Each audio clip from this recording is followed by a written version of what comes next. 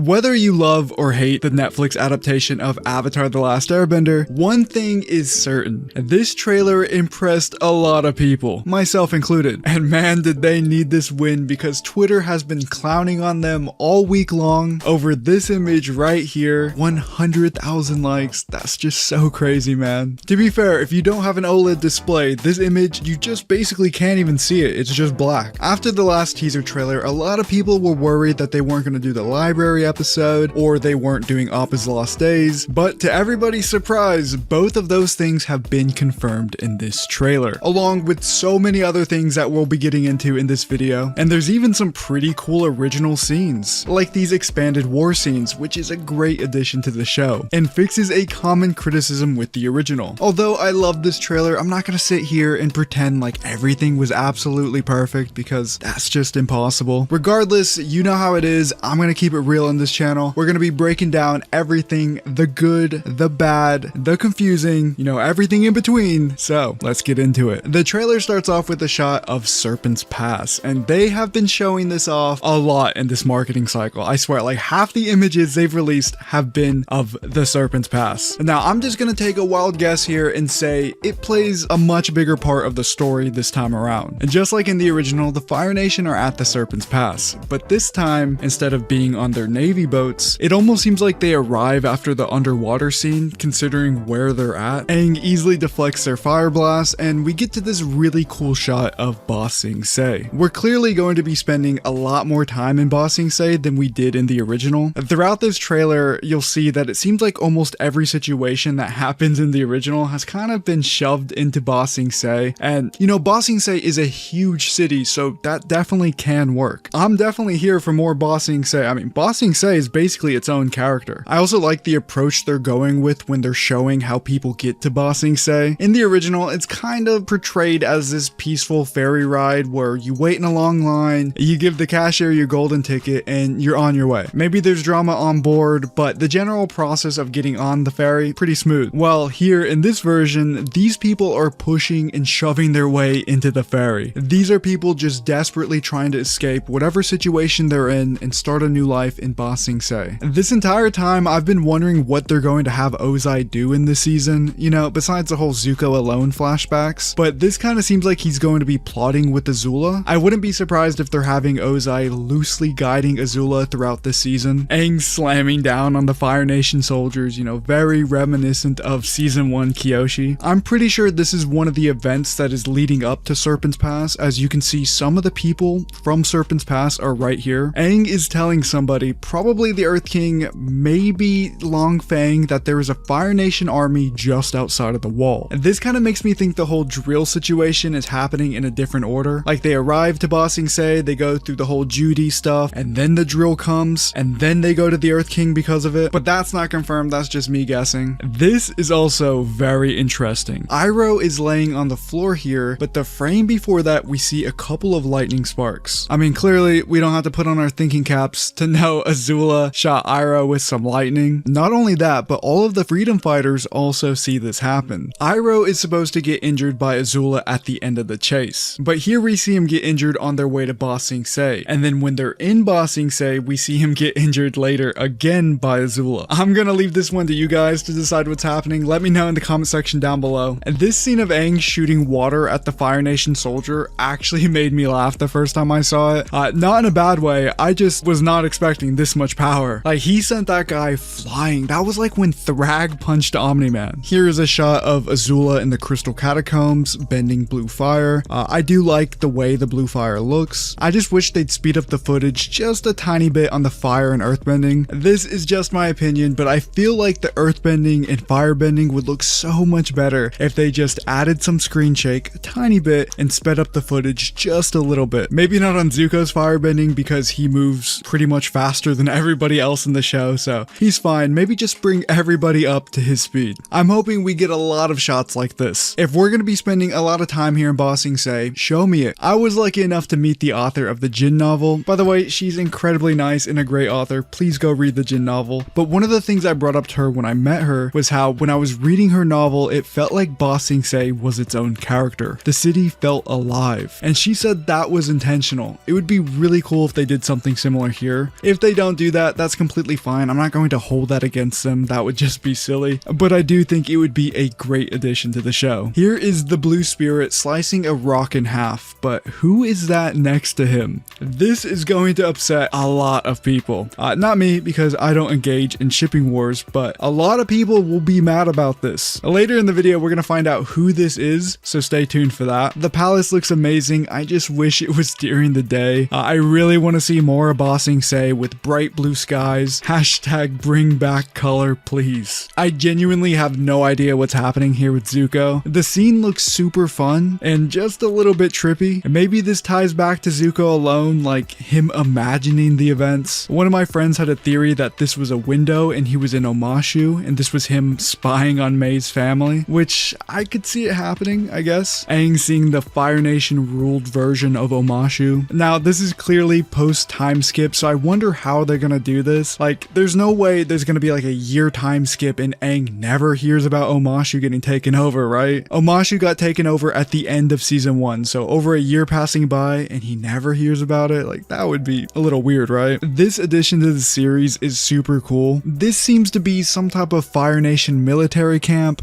There's tents, some type of flag here, troops lined up. Honestly, this might be what Aang was talking about in the previous clip. Instead of the drill being more of a low-key type of thing like in the original, maybe the Fire Nation invested a bit more into this whole situation, sending in actual troops along this time, you know, instead of just sending 3 teenagers. Looking back, that is kind of weird, right? The Fire Nation, their latest and greatest development, and they send in 3 teenagers to take down the wall. Aang and Momo are flying in Omashu for some reason. We can see the Fire Nation flags on the buildings, and the very next scene is Aang fighting some Fire Nation soldiers. If I were to guess, I would say this is Aang going to find Boomy to ask him to be his teacher and to free him. Then you get the whole strike at the right moment, neutral Jing, attack Jing, whatever, I forget the speech. The library looks phenomenal. I would not change a thing about this, even if I could. However, this right here is something I'm not a major fan of as of right now. I mean, that could change, it could get better. So we have Aang asking Toph to be his earthbending instructor, which is perfectly fine and good. But then we get this scene of Toph earthbending and it just looks a little bit off. Toph lifts up these 3 rocks and every single hit that she gives him, it just feels like there's no impact. It probably just comes down to sound effect and screen shake, and maybe the fact that we're in one position for too long. Like, I could imagine this being like a rapid fire sort of thing, like 1, 2, and then on the 3rd one where she throws that elbow, it switches to like a side cam. That'd be pretty cool. I think the shots of Aang earthbending look pretty solid. This is the Avatar? Zuzu, he's a little boy.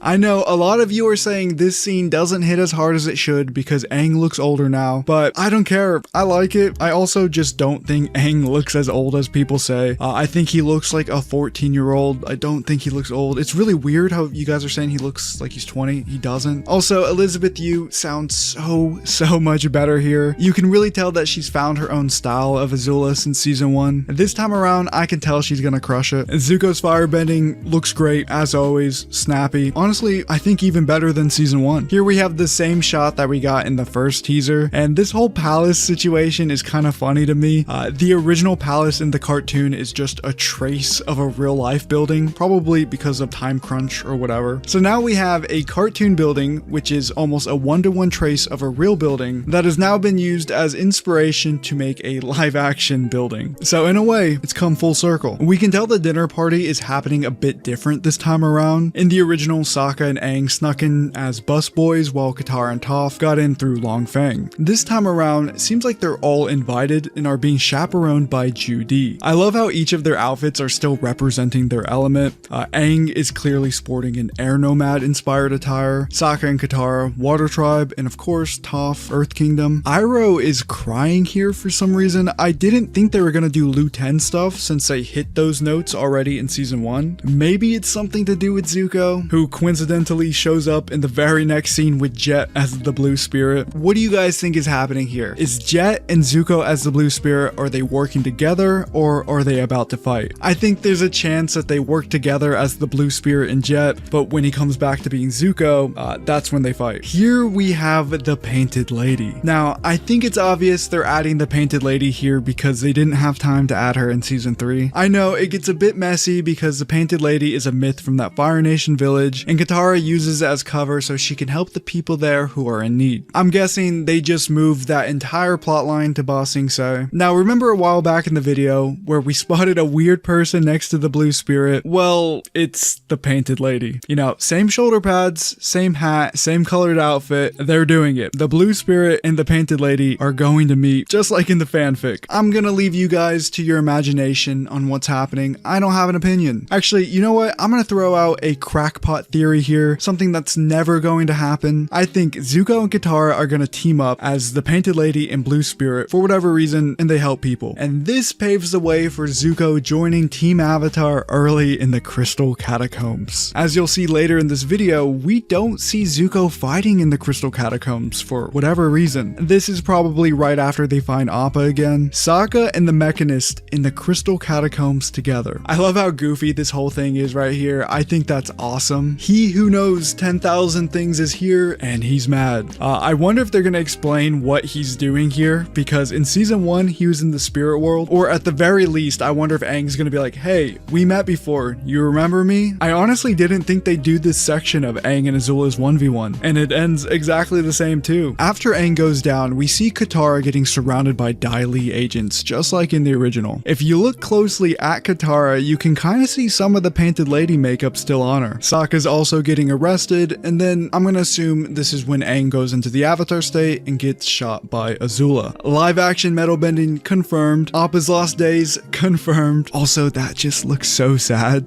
Suki, Sokka, Aang, Katara, and Toph all fighting Azula. I like that they're including Suki more. By the time we get to the finale of the series, it's gonna feel like Suki is a lot more a part of Team Avatar than in the original. A long-standing debate in the Avatar community is Suki a part of Team Avatar, or is she just Sokka's girlfriend? It seems like this time around, in the live action, we can firmly say she is a part of Team Avatar. Here is Toph holding up the library. It looks like she's indoors though. I'm gonna be real, I don't know how I feel about the library potentially being under Ba Sing Se. That might make everything just a little bit too convenient. Here we have a scene where, you know, it's just really unclear what's happening, as Sokka would say. The planetarium where Team Avatar learns about the Day of the Black Sun. I like the choice to make the planetarium super realistic. I imagine this is a scene they spent a ton of time on, and I can't wait to see it. Another cool shot of Aang dodging the sea serpent. Obviously, looks amazing. More blue spirit action. And finally, Appa growling or roaring. I don't know. Anyway, that is the video. Let me know if you guys want a full season prediction video, because clearly we are going to be doing stuff a lot differently in this version. I think it could be a pretty fun video. Alright guys, please leave a like, subscribe if you're new, and bye.